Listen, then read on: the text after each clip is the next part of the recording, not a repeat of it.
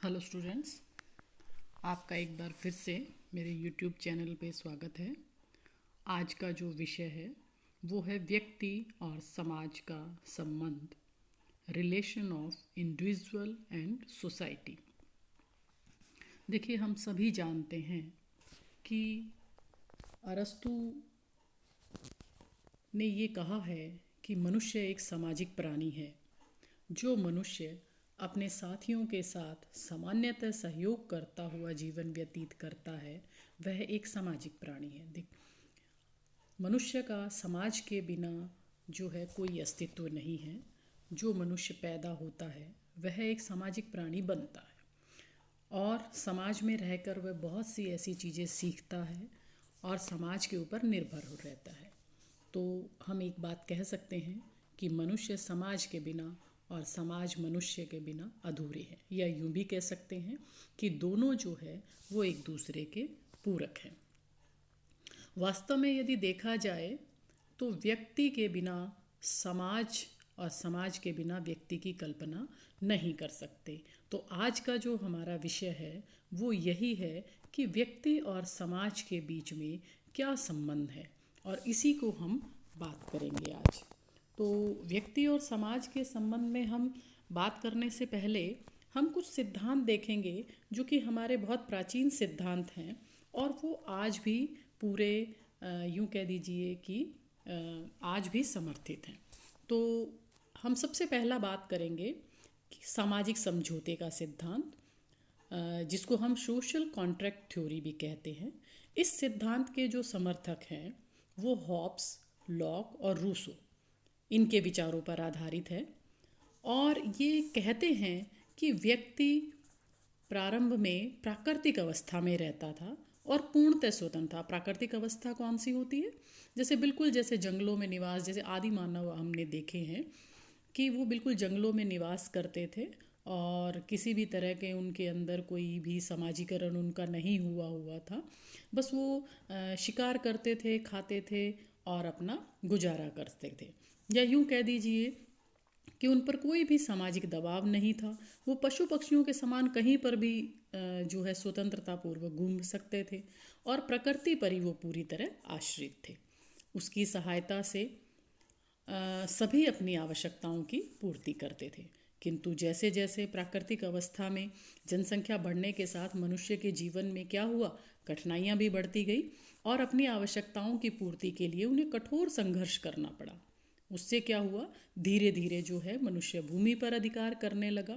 जो व्यक्ति जितना शक्तिशाली होता था उतना ही वह भूमि पर अधिकार जमाने लगा और धीरे धीरे उनमें जो है समूह की भावना भी पैदा हुई। वो ग्रुप में रहने लग गए।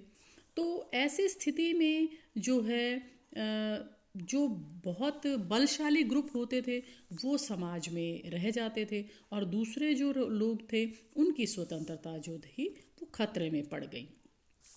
रूसो के अनुसार जो है ऐसी ही स्थिति से बचने के लिए मनुष्य ने एकत्रित होकर समझौता किया।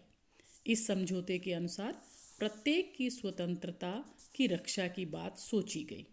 इस सिद्धांत के समर्थकों का मानना है कि व्यक्ति ने जानबूझकर समाज की स्थापना की है और समाज की बजाय व्यक्ति प्रमुख है। और व्यक्तिवादिता के बढ़ जाने के कारण क्या है, समाज में संघर्ष भी होता है, ईर्ष्या, द्वेष, तनाव और ये झगड़े बढ़ते गए और व्यक्ति का जीवन जो है संघर्ष में हो गया।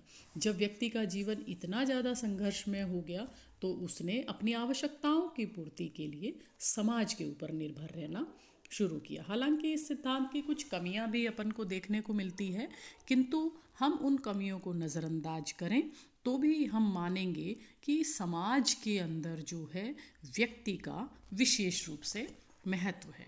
तो ऐसे ही एक और सिद्धांत है समाज का सावयवी सिद्धांत। ये बहुत ही इम्पॉर्टेंट सिद्धांत है और इस सिद्धांत के जो समर्थक रहे हैं वो हर्बर्ट स्पेंसर रहे हैं और उन्होंने प्रिंसिपल ऑफ सोशियोलॉजी, उनकी एक पुस्तक है जिसके अंदर उन्होंने समाज का सावयवी सिद्धांत दिया है।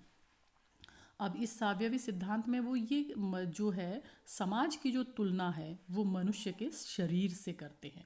वो ये कहते हैं कि जिस प्रकार से मनुष्य का शरीर जो है वो आँख, नाक, गला, पेट, हाथ, पैर, चमड़ी इन सब से मिल के बना हुआ है। और इनमें से यदि कोई भी एक अंग जो है वो खराब हो जाता है तो उसका प्रभाव जो है हमारे पूरे शरीर पर पड़ता है। यदि मान लीजिए हमारे पेट में दर्द है तो हम सारा टाइम परेशान रहेंगे, या मान लीजिए हमारी आँख में दर्द है या कोई भी प्रॉब्लम है तो हमारा उसका प्रभाव जो है पूरे शरीर पर पड़ता है। सेम जो है यही बात उन्होंने समाज पर भी कही है कि समाज के अंदर भी जो है समाज के अंग कौन होते हैं? समाज के अंग होते हैं परिवार, विवाह, नातेदारी, सामाजिक संस्थाएं, आर्थिक संस्थाएं, ये सभी जो है समाज के अंग होते हैं। और यदि इनमें एक भी समाज का अंग यदि काम नहीं करेगा सही तरीके से, हर अंग के जैसे हर परिवार के अलग कार्य है, विवाह के अलग कार्य है, नातेदारी के अलग कार्य हैं, तो अगर ये कार्य सही तरीके से हो रहे हैं तो समाज सही तरीके से चल रहा है, और अगर ये कार्य सही तरीके से नहीं होंगे तो समाज जो है वो सही तरीके से नहीं चलेगा। प्लेटो ने भी एक उनकी पुस्तक रही है रिपब्लिक, और उसमें उन्होंने समाज के महत्व को स्वीकारा है, और वो ये मानते हैं कि मनुष्य जो है अपने लिए तो सोचता ही है किंतु सामूहिकता में व्यक्ति पूरे समाज के लिए सोचता है। अब हम एग्जाम्पल लेंगे कि ऐसे कौन से कुछ उदाहरण हैं जिससे हम ये महसूस कर सकते हैं कि समाज जो है वो व्यक्ति पर निर्भर है और व्यक्ति जो है वो समाज पर निर्भर है। तो सबसे पहला जो उदाहरण है वो कमला और अमला का है। देखिए, ये जो कमला और अमला दो बहनें थी जो कि 1920 में भेड़िए की मांद से इनको लाया गया था। इसमें एक बच्ची की आयु जो थी वो 8 वर्ष थी और दूसरे की 2 वर्ष थी। और कुछ ही महीनों बाद जब पता लगा इन दोनों बच्चियों का तो एक बच्ची की मृत्यु हो गई थी, और बड़ी बच्ची जो थी उसको कमला नाम दिया, और ये जो है 1929 तक जीवित रही। मतलब 20 में ये मिली और 29 तक ये जीवित रही, 9 साल जी ये। तो इनका बड़ी ही सावधानी से जब देखा गया तो ये देखा कि ये लोग जो है, क्योंकि भेड़िए की मांस से पकड़ा था तो ये भेड़ियों की तरह अपने हाथों और पाँवों से चलती थी, भेड़िए के समान गुर्राती थी, इनकी कोई भाषा नहीं थी, तो ये मनुष्य जैसा व्यवहार नहीं कर रही थी, और ये भेड़िए के समान ही दूध पीती, कच्चा मांस खाती और मनुष्यों से घबराती। तो इसमें आदतें जो है वो समाज वाली विकसित नहीं हुई थी। ऐसे ही एक दूसरा उदाहरण है बालिका अन्ना का। ये अमेरिका में एक बच्ची थी जिसको ऐना नाम दिया गया था, और इस बच्ची की 6 महीने की आयु से लेकर 5 वर्ष तक इस बच्ची को मानव संपर्क से दूर रखा और बंद कमरे में रखा।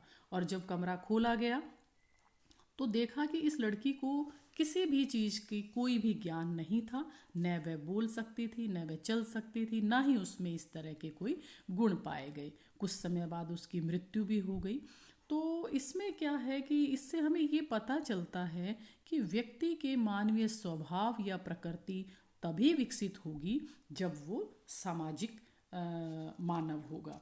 इसी के साथ साथ एक लड़का जिसको हम कह सकते हैं, उसका नाम जो था वो विक्टर था, और उसने क्या किया था कि उस बच्चे को भी एक फ्रांस के अविरान जंगल से ये बच्चा मिला था, और ये पूरी तरह से जंगली था, और ये पशुओं के समान चलता फिरता था, मनुष्यों के समान बोलना, खाना पीना, उठना बैठना, बात करना ये बिल्कुल भी नहीं जानता था। तो इस बच्चे को जो है वहाँ फ्रांस में विक्टर नाम दिया गया, और समय के साथ साथ जैसे जैसे उसको जो है चलना उठना बैठना सिखाया गया तो वो सीख गया। इसके बावजूद भी वो बोलना नहीं सीख पाया था। तो ये सब जो चीज़ें थी ये बताती है कि व्यक्ति का समाज पर प्रभाव पड़ता है। इसी तरीके से बहुत ऐसे एग्जाम्पल है, जैसे कास्पर हाउस है, ईसाबेला है, रामू भेड़िया बालक है, ये सभी जो है इस तरह के उदाहरण हैं जिनसे हमें ये पता चलता है कि व्यक्ति और समाज जो है वो एक दूसरे पर निर्भर है, दोनों के बीच में घनिष्ठ संबंध भी है, और एक दूसरे के अभाव में हम किसी दूसरे की कल्पना नहीं कर सकते। व्यक्ति और समाज के बीच में पाए जाने वाले संबंधों को यदि हम देखें भी तो समाज में पृथक रहे बच्चों के उदाहरण जो मैंने आपको अभी बताए हैं, तो उनसे हम ये सीख सकते हैं कि समाज के बिना मनुष्य सामाजिक प्राणी नहीं बन सकता है, केवल वो पशु के समान ही होता है। समाज में ही व्यक्ति के आत्म का विकास होता है। आत्म का तात्पर्य क्या होता है? उसका तात्पर्य ये होता है कि व्यक्ति के स्वयं के प्रति और उसके प्रति दूसरों के क्या विचार हैं, दूसरे उसके बारे में क्या सोच रहे हैं, इन सब चीज़ों के हम जो है व्यक्ति अपनी स्वयं की धारणा बनाता है। साथ ही साथ व्यक्ति की सामाजिक विरासत पर भी निर्भरता होनी बहुत ज़रूरी हो जाती है, क्योंकि एक समाजशास्त्री हुए हैं जिनका नाम रहा है मैकाइवर और पेज। वो ये कहते हैं कि मनुष्य न तो अपने आप में प्रारंभ है और न ही अंत है, बल्कि जीवन के कार्यक्रम की एक कड़ी है। तो इसी तरह समाज का मनुष्य पर क्या प्रभाव पड़ता है? देखिए, समाज के बिना भी व्यक्ति का कोई भी अस्तित्व नहीं है। व्यक्ति के बिना समाज का अस्तित्व संभव नहीं है। यदि मनुष्यों के बीच में सामाजिक संबंध स्थापित होते हैं तो समाज बनता है। मैंने अपने एक वीडियो में बताया है कि समाज किससे बनता है। समाज सामाजिक संबंधों से बनता है, और सामाजिक संबंध किसके होंगे? व्यक्तियों के होंगे।